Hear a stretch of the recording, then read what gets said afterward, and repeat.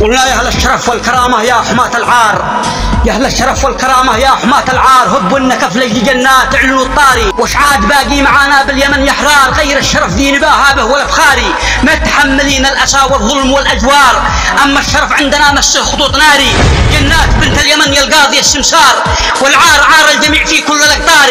جنات بنت اليمن يا القاضي السمسار، والعار عار الجميع في كل الأقطار، من ذي سمح لك بهذا الحكم يا جرار، والحكم شرعه من الله رمي الأحجار، من با يسيبك تعيش والقلب يشعل نار،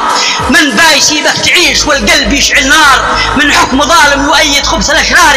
نقسم برب السماء ما نترك الغدار، لو ما بقي من يشب الجمر والنار، لك عهد يا بنتنا من كافة الأحرار، نأخذ بثارك وما نسكت على العاري، أما القضاء يأخذ